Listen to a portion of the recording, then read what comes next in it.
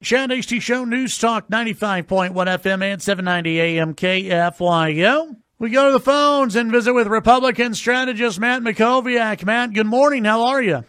Good morning, Chad. I'm doing great. I'm here in Omaha, Nebraska, and congratulations to the Red Raiders on their big win over the number one overall seed, Florida. Well, thank you very. Yeah, it was a great game, and tough to see UT lose. Maybe they'll bounce back in the. Do y'all play Florida next?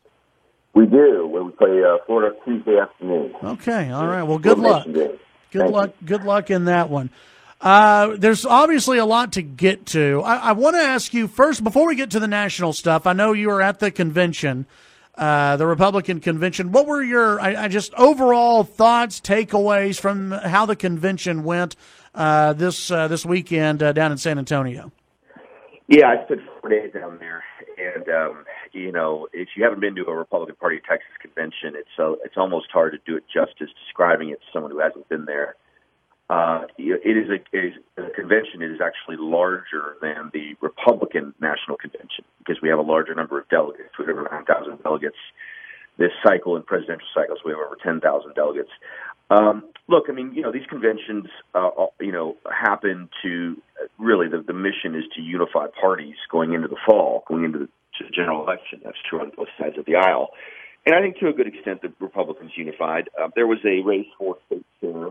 The current state chair, James Dickey, who got elected in the middle of a term after the chair at that time resigned, was facing a challenge. It was a little bit of a sort of conservative incumbent being challenged by a mainstream, challenger. And Dickey won basically, 2-1, both in the senatorial district caucuses, but also then on the floor when all the delegates voted. And that was a bit of a divisive thing for the past couple of months. There have been some serious charges, leveled by the challenger anyway. But so that got resolved. Other than that, I'll be honest with you, this is one of those conventions that really did not have very much controversy. And having been to the last, 4 or 5 of these things, there's always some controversy somewhere. And there really wasn't any here. The platform stayed pretty consistent with what it's been, advocating for, conservative reforms at the state level in a lot of areas. We had all the top speakers in Texas government, Texas politics speak, the governor, the lieutenant governor, Senator Cruz, Senator Cornyn, all the statewide.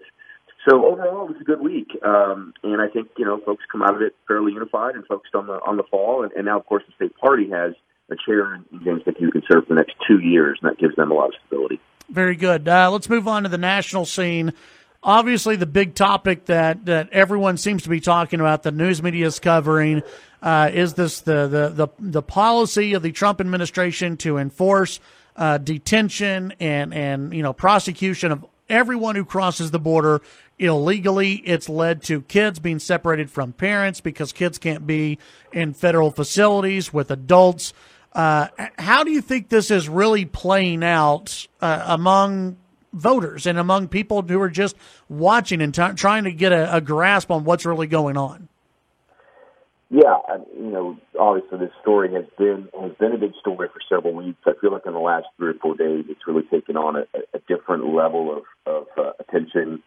Just at the baseball game, yesterday, I was hearing from people about it. Republicans who are concerned about it, and that's not a common occurrence at baseball games. Yeah.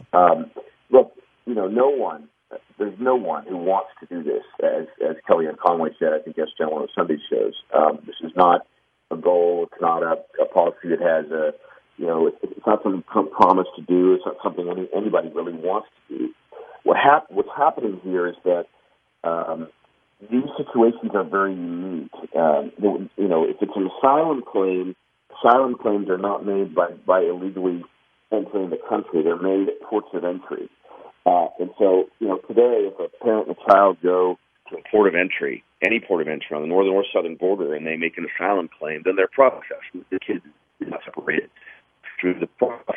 But once you've entered illegally, you've committed a crime. And this goes back to what you mentioned before, and that is that the Trump administration has put a zero-tolerance policy in place for those who enter the country illegally. And so what's happening is, the parent gets processed and goes through the legal system. And so, I guess the alternative, the two alternatives here are Are we not going to prosecute people who enter illegally, or are we going to put children in federal facilities with their parents? None of those are good options. And so ultimately, Chad, what has to happen here is Congress has to come together and do something. And on immigration, they've shown almost no ability to do that, given that you need 60 votes in the Senate, which would mean you need at least 9 Democrats to join with Republicans to do anything. So we'll see.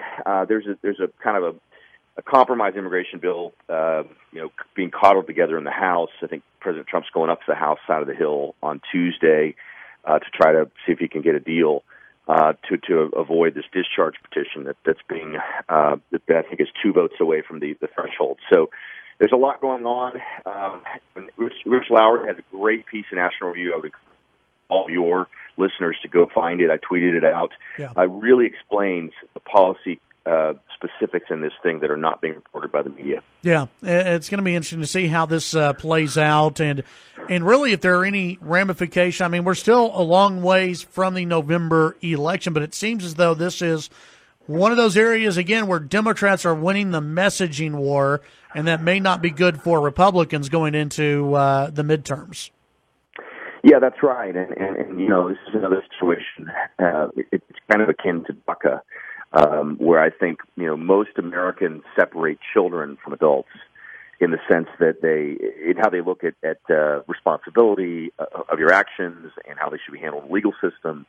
At least on DACA, President Trump, I think, made a good faith offer to the Democrats to try to move in their direction. What's happening here is, you have the administration sort of deciding to apply this policy to entering, and that is having ramifications, to these children. So, look, this is. Matt, we're losing you. You're breaking up real bad.